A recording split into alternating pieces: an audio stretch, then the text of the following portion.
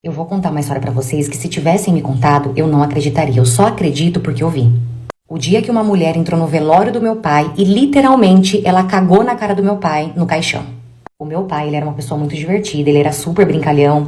E eu fico imaginando como será que ele reagiria se ele tivesse visto uma cena dessa que aconteceu com ele. Infelizmente, meu pai faleceu no ano passado, ele estava trabalhando, deu um infarto nele e ele faleceu na hora. E o meu pai, ele sempre foi uma pessoa muito boa. Ele tinha, claro, os defeitos dele e o maior defeito que ele tinha era ser mulherengo, mesmo casado há mais de 28 anos com a minha mãe. Ele era muito mulherengo, só que tirando isso, ele tinha um coração assim gigante. Todo mundo gostava dele, tanto que o velório dele estava lotado. Em todo momento ali do velório, eu, minha mãe e minha irmã, a gente ficou do lado do caixão ali o tempo todo. Até que em um momento ali levaram a minha mãe pra comer, porque ela não tinha comido nada ainda. Nessa hora eu também levantei, fui conversar um pouco com o pessoal que tava ali e a minha irmã também.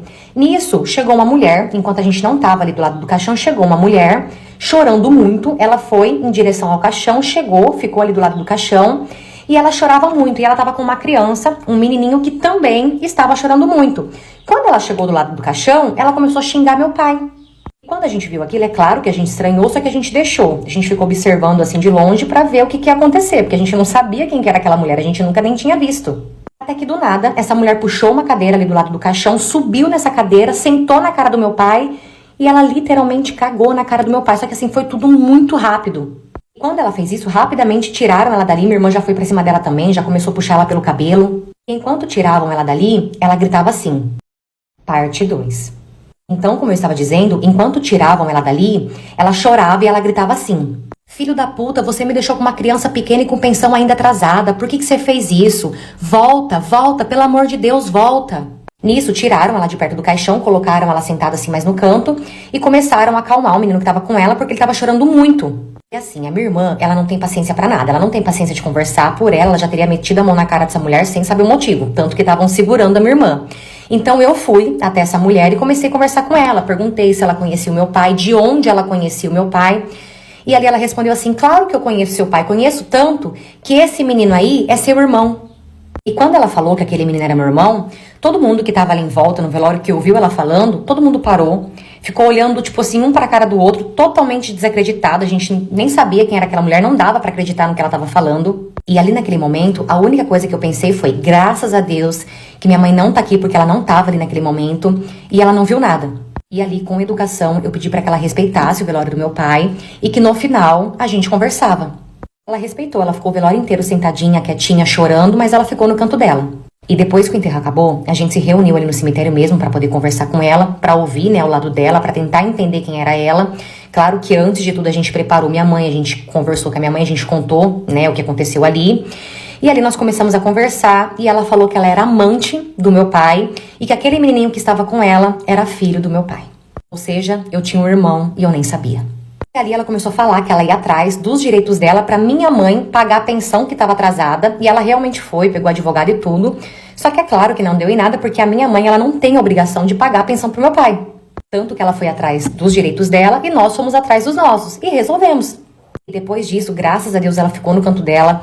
Eu pensava que ela ia ficar enchendo o saco, que ela ia ficar atrás da gente, sabe, exigindo dinheiro. Só que não. Ela super respeitou, ficou no canto dela.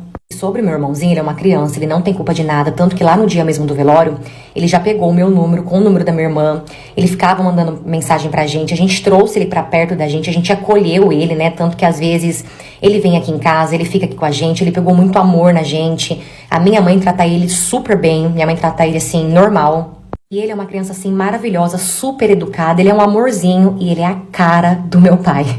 E como eu falei, ele não tem culpa de nada, então nós pegamos amor nele. E ele falou que ele tá amando essa ideia de ter 2 irmãs grandes. Essa história também não é minha, e sim de uma seguidora que mandou pra mim lá na PP Vizinho. Aproveita e vem me acompanhar lá também, você já sabe, né? Eu vou amar ter você comigo lá todo dia. Tchau! Outro dia eu deixei uma menina muito sem graça e não me arrependo disso porque eu já tinha pegado o marido dela e ela não conseguiu superar isso. Só que eu não estava errada, porque quando eu fiquei com o marido dela, ele nem conhecia ela, entendeu? E outra, eu só não estava com ele porque eu não quis ficar com ele, porque ele implorou pra poder namorar comigo. E aí essa menina, ela tinha uma implicância eterna comigo. E o grande problema disso tudo é que essa menina, ela tinha amigas em comuns comigo. E aí teve um dia que eu estava solteira, solteira e uma amiga minha me chamou pra poder ir pra balada. Ai, vamos pra balada, que não sei o que, a gente vai curtir e tal. E amanhã vai ter um churrasco lá em casa. Então a gente vai pra balada, você já dorme lá em casa e amanhã você já fica pro churrasco.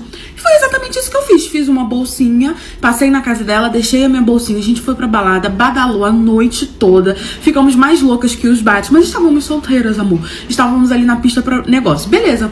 Quando deu lá pras tantas, nós fomos pra casa dela, dormimos. E no dia seguinte, meio-dia, começou o churrasco, né? Nós preparamos tudo, acordamos cedo e a gente foi dormir lá pras tantas, tá? Arrumamos tudo, preparamos tudo, temperamos tudo. E aí a gente foi e começou o churrasco. Só que ela tinha convidado um grupo de amigos dela, que eu conhecia também. E essa menina estava no meio.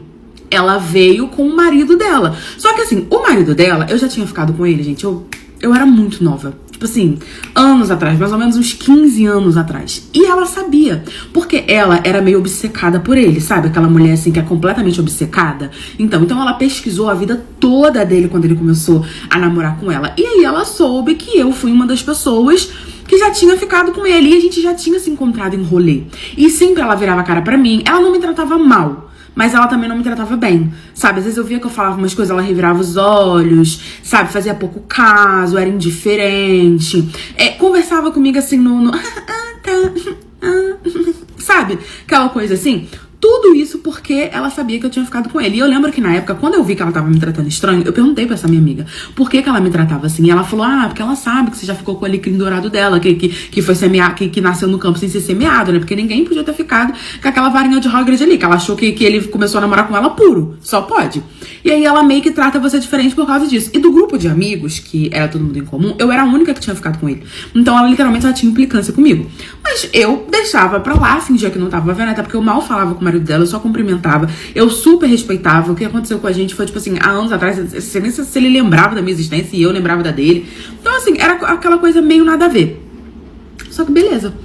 Ela chegou, junto com o marido dela, chegou aquele monte de gente, não sei o que, começamos ali o churrasco e festa na piscina. E eu vi que ela tava meio incomodada que eu tava ali, mas ela já sabia que eu estaria ali.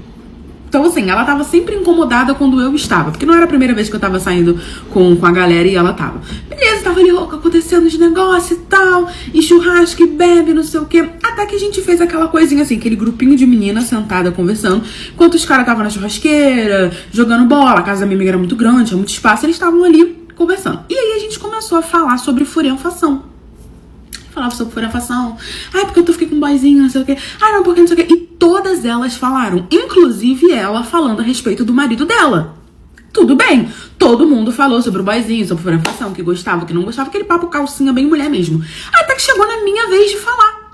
E aí eu falei que eu fui pra uma casinha com um boy, que foi muito bom, que não sei o que e tal, que nós fizemos isso, fizemos aquilo, não sei o que, contando ali igual as meninas estavam contando. Só que na minha vez, quando eu falei, isso virou um problema. Que aí ela virou, e eu não sei, acho que na cabeça dela, ela começou a imaginar as coisas que eu fiz com o marido dela. Porque sim, eu fiz tudo que eu tava falando ali, eu fiz com o marido dela também. Só que há anos atrás, eu tava contando do boy que eu tinha ficado, sei lá, semana passada, sabe? Coisas assim do tipo. E aí eu falando, a gente fez isso, a gente fez aquilo, ele gostou disso, não gostou daquilo, não sei o que e tal. Contando papo calcinha. Ela virou, acho que ela já tava meio habilitada, aí ela virou e falou bem assim, do nada. Você não parece ser tão boa assim, não. Pra mim, você é muito fraca na cama. Você só tem lábia.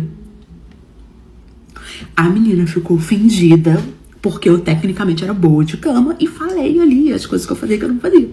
Gente, quando ela falou isso, fez-se um silêncio e ela ficou olhando pra minha cara assim, como se ela quisesse há muito tempo me falar aquilo. E basicamente ela tava querendo me dizer o quê? Você não é tão boa assim. Quando você ficou com meu marido, ele não gostou tanto, que não sei o quê. Gente, na hora, geralmente eu deixava pra lá. Só que eu tava tão pé da vida que eu virei pra cara dela e falei assim, engraçado, o seu marido não me aguentou. Porque quando eu ficava com ele há anos atrás, que você tá falando isso por causa disso, quando eu ficava com ele há anos atrás, ele não me aguentou. Eu não só fiz tudo isso que falei com você com ele, como fiz pior E ele pediu arrego. E outra coisa, você só tá casada com ele porque eu não quis namorar com ele. Porque ele passou 1 ano ficando comigo, 1 ano implorando pra gente poder começar a namorar. Só que eu não estava querendo namorar, eu só estava querendo ficar. Então, assim, se eu sou fraca, o seu marido, ele é bem mais. E você deve ser bem mais, porque ele tá te aguentando. Você fala que tudo que você faz, seu marido aguenta, que ele é o máximo, que ele é isso, que ele é aquilo. Então, quando ele ficou comigo, ele não só não aguentou, como ele pediu arrego. Porque disse que eu era boa demais. Então, a gente tem aí um negócio que não tá funcionando. Então, se ele é muito fraco, você também é muito fraca. Porque quando foi na minha vez, ele não me aguentou. Gente, a menina ficou vermelha. Aí ela falou assim, como é que é? O que você falou? Eu falei, você quer que eu repita tudo que eu falei? Porque se você quiser problema nenhum, eu posso repetir tudo. E aí ela falou, eu quero. Eu comecei a repetir, virou uma confusão, a menina pulou na minha garganta, eu pulei na garganta dela de volta, a gente começou a se estapear ali, não sabia nem porquê, mas eu entendi que era o que ela mais queria na vida dela há anos. E foi isso, acabou o churrasco, ela foi embora pé da vida, e desde que isso aconteceu, eu nunca mais encontrei ela no rolê, e não sei como vai ser quando a gente se encontrar. Mas eu não me arrependo de tudo que eu falei, inclusive falaria de novo e falaria até pior.